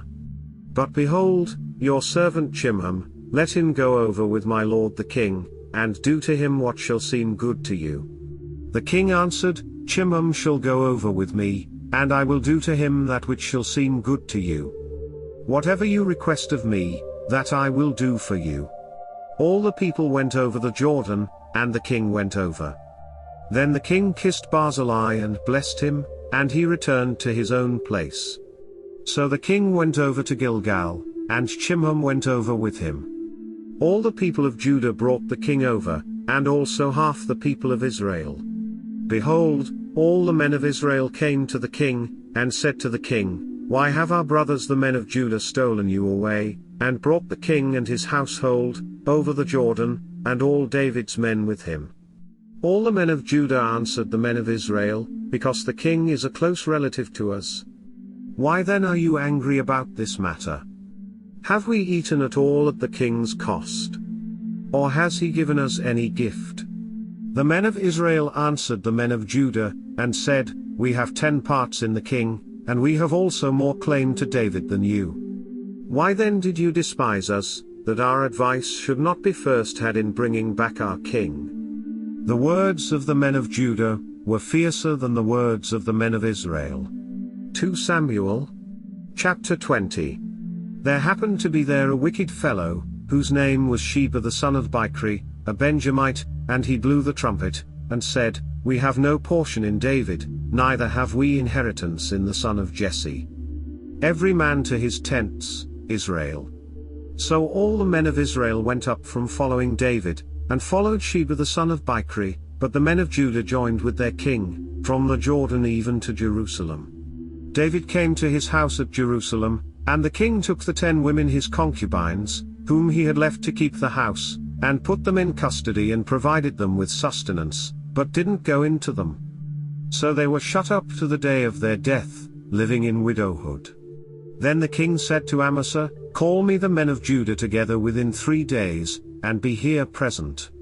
So Amasa went to call the men of Judah together, but he stayed longer than the set time which had been appointed to him. David said to Abishai, Now Sheba the son of Bichri will do us more harm than Absalom did.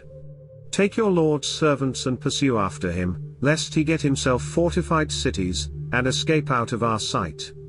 Joab's men went out after him with the Kerethites, the Pelethites, and all the mighty men, and they went out of Jerusalem to pursue Sheba the son of Bichri. When they were at the great stone which is in Gibeon, Amasa came to meet them. Joab was clothed in his apparel of war that he had put on, and on it was a sash with a sword fastened on his waist in its sheath, and as he went along it fell out. Joab said to Amasa, Is it well with you, my brother?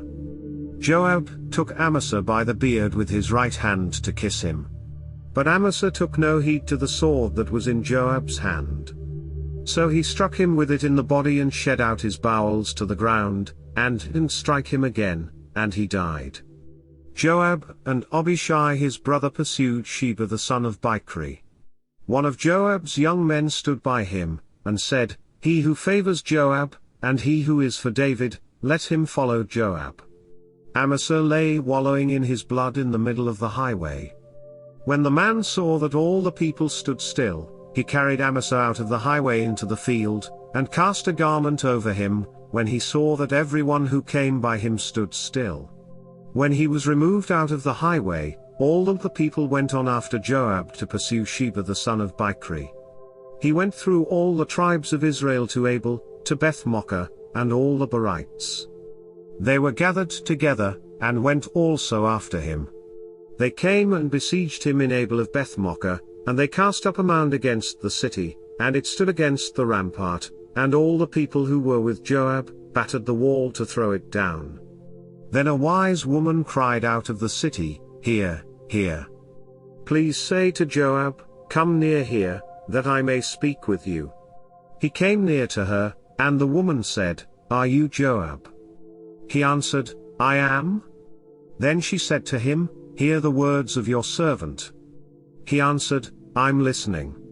Then she spoke, saying, "They used to say in old times, 'They shall surely ask counsel at Abel,' and so they settled a matter. I am among those who are peaceable and faithful in Israel. You seek to destroy a city, and a mother in Israel. Why will you swallow up Yahweh's inheritance?" Joab answered, far be it from me, that I should swallow up or destroy. The matter is not so. But a man of the hill country of Ephraim, Sheba the son of Bichri by name, has lifted up his hand against the king, even against David. Just deliver him, and I will depart from the city. The woman said to Joab, "Behold, his head will be thrown to you over the wall." Then the woman went to all the people in her wisdom. They cut off the head of Sheba the son of Bichri, and threw it out to Joab. He blew the trumpet, and they were dispersed from the city, every man to his tent. Then Joab returned to Jerusalem to the king. Now Joab was over all the army of Israel, Benaiah the son of Jehoiada was over the Kerethites and over the Pelethites. Adoram was over the men subject to forced labor, Jehoshaphat the son of Ahilud was the recorder. Sheva was scribe, Zadok and Abiathar were priests. And Ira the Jairite was chief minister to David. 2 Samuel chapter 21. There was a famine in the days of David for 3 years, year after year, and David sought the face of Yahweh. Yahweh said, "It is for Saul, and for his bloody house, because he put the Gibeonites to death." The king called the Gibeonites and said to them, "Now the Gibeonites were not of the children of Israel, but of the remnant of the Amorites, and the children of Israel had sworn to them, and Saul sought to kill them in his zeal for the children of Israel and Judah. And David said to the Gibeonites, 'What should I do for you? And with what should I make atonement, that you may bless Yahweh's inheritance?' The Gibeonites said to him, 'It is no matter of silver or gold between us and Saul or his house, neither is it for us to put any man to death in Israel.' He said, 'I will do for you whatever you say.' They said to the king, 'The man who consumed us and who plotted against us, that we should be destroyed from remaining in any of the borders of Israel. Let 7 men of his sons be delivered to us, and we will hang them up to Yahweh in Gibeah of Saul, the chosen of Yahweh.' The king said, 'I will give them.' But the king spared Mephibosheth the son of Jonathan the son of Saul, because of Yahweh's oath that was between them, between David and Jonathan the son of Saul. But the king took the 2 sons of Rizpah the daughter of Aiah, whom she bore to Saul, Armoni and Mephibosheth, and the 5 sons of Merab the daughter of Saul, whom she bore to Adriel the son of Barzillai the Maholithite. He delivered them into the hands of the Gibeonites, and they hanged them on the mountain before Yahweh, and all 7 of them fell together. They were put to death in the days of harvest, in the first days, at the beginning of barley harvest. Rizpah the daughter of Aiah took sackcloth and spread it for herself on the rock, from the beginning of harvest until water poured on them from the sky. She allowed neither the birds of the sky to rest on them by day, nor the animals of the field by night. David was told what Rizpah the daughter of Aiah, the concubine of Saul, had done.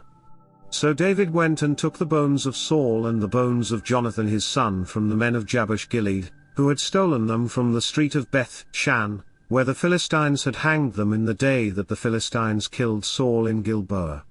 And he brought up from there the bones of Saul and the bones of Jonathan his son. They also gathered the bones of those who were hanged. They buried the bones of Saul and Jonathan his son in the country of Benjamin in Zelah, in the tomb of Kish his father, and they performed all that the king commanded.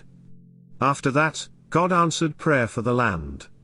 The Philistines had war again with Israel, and David went down, and his servants with him, and fought against the Philistines. David grew faint. And Ishbi-benob, who was of the sons of the giant, the weight of whose spear was 300 shekels of bronze in weight, he being armed with a new sword, thought he would kill David. But Abishai the son of Zeruiah helped him, and struck the Philistine and killed him. Then the men of David swore to him, saying, "Don't go out with us to battle any more, so that you don't quench the lamp of Israel." After this, there was again war with the Philistines at Gob. Then Sibbecai the Hushathite killed Saph, who was of the sons of the giant. There was again war with the Philistines at Gob, and Elhanan the son of Jehoiakim the Bethlehemite killed Goliath the Gittite's brother, the staff of whose spear was like a weaver's beam. There was again war at Gath, where there was a man of great stature, who had 6 fingers on every hand and 6 toes on every foot, 24 in number, and he also was born to the giant. When he defied Israel, Jonathan the son of Shimei, David's brother, killed him. These 4 were born to the giant in Gath, and they fell by the hand of David and by the hand of his servants. 2 Samuel, chapter 22. David spoke to Yahweh the words of this song in the day that Yahweh delivered him out of the hand of all his enemies, and out of the hand of Saul. And he said, "Yahweh is my rock, my fortress, and my deliverer, even mine. God is my rock in whom I take refuge, my shield, and the horn of my salvation, my high tower, and my refuge. My Saviour, you save me from violence. I call on Yahweh, who is worthy to be praised, so shall I be saved from my enemies. For the waves of death surrounded me. The floods of ungodliness made me afraid.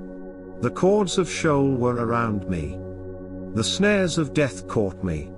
In my distress, I called on Yahweh. Yes, I called to my God. He heard my voice out of his temple. My cry came into his ears. Then the earth shook and trembled. The foundations of heaven quaked and were shaken, because he was angry. Smoke went up out of his nostrils. Consuming fire came out of his mouth. Coals were kindled by it. He bowed the heavens also, and came down. Thick darkness was under his feet. He rode on a cherub, and flew. Yes, he was seen on the wings of the wind. He made darkness a shelter around himself, gathering of waters, and thick clouds of the skies. At the brightness before him, coals of fire were kindled. Yahweh thundered from heaven. The Most High uttered his voice. He sent out arrows and scattered them, lightning and confused them. Then the channels of the sea appeared. The foundations of the world were laid bare by Yahweh's rebuke, at the blast of the breath of his nostrils. He sent from on high and he took me. He drew me out of many waters. He delivered me from my strong enemy, from those who hated me, for they were too mighty for me. They came on me in the day of my calamity, but Yahweh was my support. He also brought me out into a large place. He delivered me, because he delighted in me. Yahweh rewarded me according to my righteousness. He rewarded me according to the cleanness of my hands. For I have kept Yahweh's ways, and have not wickedly departed from my God. For all his ordinances were before me. As for his statutes, I didn't depart from them. I was also perfect toward him. I kept myself from my iniquity. Therefore Yahweh has rewarded me according to my righteousness, according to my cleanness in his eyesight. With the merciful you will show yourself merciful. With the perfect man you will show yourself perfect. With the pure you will show yourself pure. With the crooked you will show yourself shrewd. You will save the afflicted people, but your eyes are on the arrogant, that you may bring them down. For you are my lamp, Yahweh. Yahweh will light up my darkness. For by you, I run against a troop. By my God, I leap over a wall. As for God, his way is perfect. Yahweh's word is tested. He is a shield to all those who take refuge in him. For who is God, besides Yahweh? Who is a rock, besides our God? God is my strong fortress. He makes my way perfect. He makes his feet like hinds' feet, and sets me on my high places. He teaches my hands to war, so that my arms bend a bow of bronze. You have also given me the shield of your salvation. Your gentleness has made me great. You have enlarged my steps under me. My feet have not slipped. I have pursued my enemies and destroyed them. I didn't turn again until they were consumed. I have consumed them, and struck them through, so that they can't arise. Yes, they have fallen under my feet. For you have armed me with strength for the battle. You have subdued under me those who rose up against me. You have also made my enemies turn their backs to me, that I might cut off those who hate me. They looked, but there was no one to save, even to Yahweh, but he didn't answer them. Then I beat them as small as the dust of the earth. I crushed them as the mire of the streets, and spread them abroad. You also have delivered me from the strivings of my people. You have kept me to be the head of the nations. A people whom I have not known will serve me. The foreigners will submit themselves to me. As soon as they hear of me, they will obey me. The foreigners will fade away, and will come trembling out of their close places. Yahweh lives. Blessed be my rock. Exalted be God, the rock of my salvation. Even the God who executes vengeance for me, who brings down peoples under me. Who brings me away from my enemies. Yes, you lift me up above those who rise up against me. You deliver me from the violent man. Therefore I will give thanks to you, Yahweh, among the nations, and will sing praises to your name. He gives great deliverance to his king, and shows loving kindness to his anointed, to David and to his offspring, forevermore. 2 Samuel, chapter 23. Now these are the last words of David. David the son of Jesse says, the man who was raised on high says, the anointed of the God of Jacob, the sweet psalmist of Israel. Yahweh's Spirit spoke by me. His word was on my tongue. The God of Israel said, the Rock of Israel spoke to me, one who rules over men righteously, who rules in the fear of God. Shall be as the light of the morning when the sun rises, a morning without clouds, when the tender grass springs out of the earth, through clear shining after rain. Isn't my house so with God? Yet he has made with me an everlasting covenant, ordered in all things and sure, for it is all my salvation and all my desire. Won't he make it grow? But all the ungodly will be as thorns to be thrust away, because they can't be taken with the hand. The man who touches them must be armed with iron and the staff of a spear. They will be utterly burned with fire in their place. These are the names of the mighty men whom David had: Joshib-Basshebeth the Tekemonite, chief of the captains. He was called Adino the Eznite, who killed 800 at one time. After him was Eleazar the son of Dodai the son of Anahohite, one of the 3 mighty men with David when they defied the Philistines who were there gathered together to battle, and the men of Israel had gone away. He arose and struck the Philistines until his hand was weary, and his hand froze to the sword, and Yahweh worked a great victory that day, and the people returned after him only to take plunder. After him was Shammah the son of Agiahite. The Philistines had gathered together into a troop where there was a plot of ground full of lentils, and the people fled from the Philistines. But he stood in the middle of the plot and defended it, and killed the Philistines, and Yahweh worked a great victory. 3 of the 30 chief men went down, and came to David in the harvest time to the cave of Adullam, and the troop of the Philistines was encamped in the valley of Rephaim. David was then in the stronghold, and the garrison of the Philistines was then in Bethlehem. David said longingly, "Oh, that someone would give me water to drink from the well of Bethlehem, which is by the gate." The 3 mighty men broke through the army of the Philistines, and drew water out of the well of Bethlehem that was by the gate and took it and brought it to David, but he would not drink of it, but poured it out to Yahweh. He said, "Be it far from me, Yahweh, that I should do this. Isn't this the blood of the men who risked their lives to go? therefore he would not drink it. The 3 mighty men did these things. Abishai, the brother of Joab, the son of Zeruiah, was chief of the 3.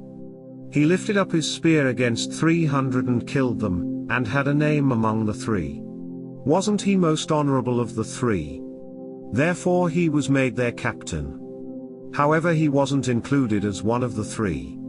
Benaiah the son of Jehoiada, the son of a valiant man of Kabzeel, who had done mighty deeds, killed the 2 sons of Ariel of Moab. He also went down and killed a lion in the middle of a pit in a time of snow. He killed a huge Egyptian, and the Egyptian had a spear in his hand, but he went down to him with a staff and plucked the spear out of the Egyptian's hand, and killed him with his own spear. Benaiah the son of Jehoiada did these things, and had a name among the 3 mighty men. He was more honorable than the 30, but he didn't attain to the 3. David set him over his guard. Asahel the brother of Joab was one of the 30, Elhanan the son of Dodo of Bethlehem. Shammah the Herodite, Elika the Herodite. Helez the Paltite, Ira the son of Ikesh the Tekoite. Abiezer the Anathothite, Mebani the Hushathite. Zaman the Ahohite, Mahirai the Netophathite.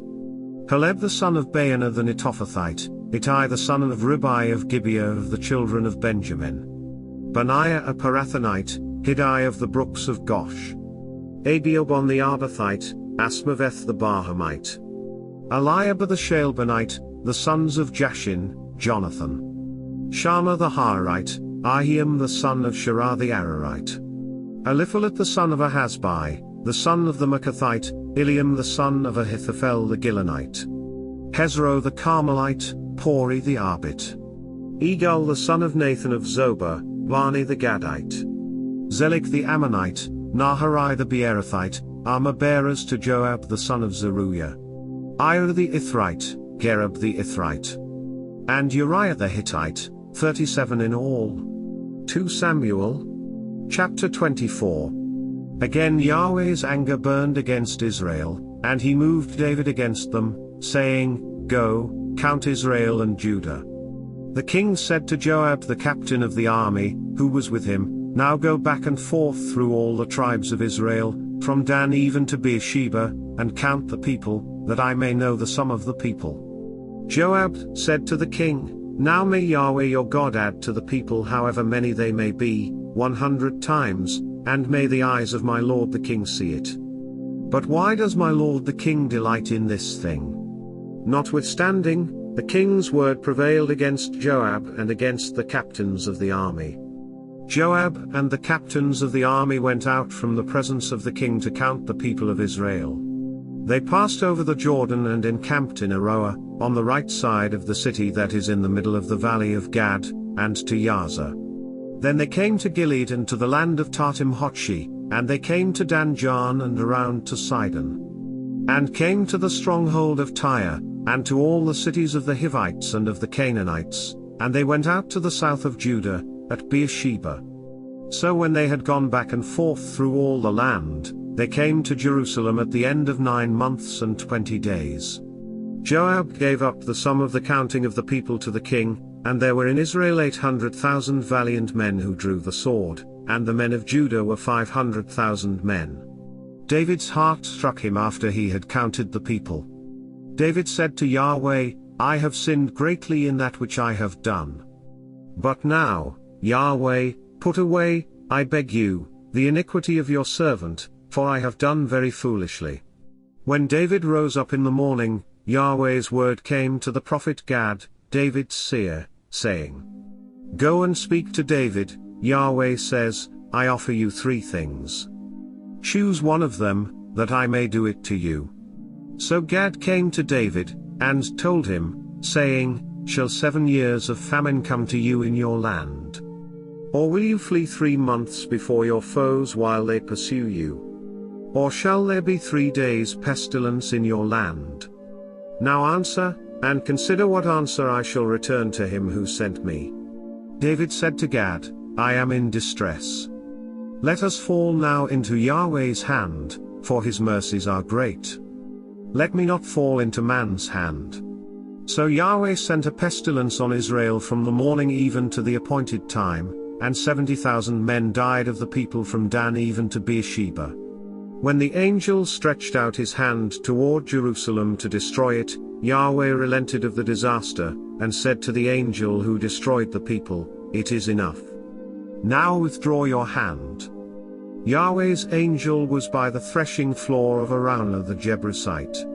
David spoke to Yahweh when he saw the angel who struck the people, and said, "Behold, I have sinned, and I have done perversely, but these sheep, what have they done? Please let your hand be against me, and against my father's house." Gad came that day to David and said to him, "Go up, build an altar to Yahweh on the threshing floor of Araunah the Jebusite." David went up according to the saying of Gad, as Yahweh commanded. Araunah looked out, and saw the king and his servants coming on toward him. Then Araunah went out and bowed himself before the king with his face to the ground. Araunah said, "Why has my lord the king come to his servant?" David said, "To buy your threshing floor, to build an altar to Yahweh, that the plague may be stopped from afflicting the people." Araunah said to David, "Let my lord the king take and offer up what seems good to him. Behold, the cattle for the burnt offering, and the threshing sledges and the yokes of the oxen for the wood. All this, O king, does Araunah give to the king." Araunah said to the king, "May Yahweh your God accept you." The king said to Araunah, "No, but I will most certainly buy it from you for a price. I will not offer burnt offerings to Yahweh my God which cost me nothing." So David bought the threshing floor, and the oxen for 50 shekels of silver. David built an altar to Yahweh there, and offered burnt offerings and peace offerings. So Yahweh was entreated for the land, and the plague was removed from Israel.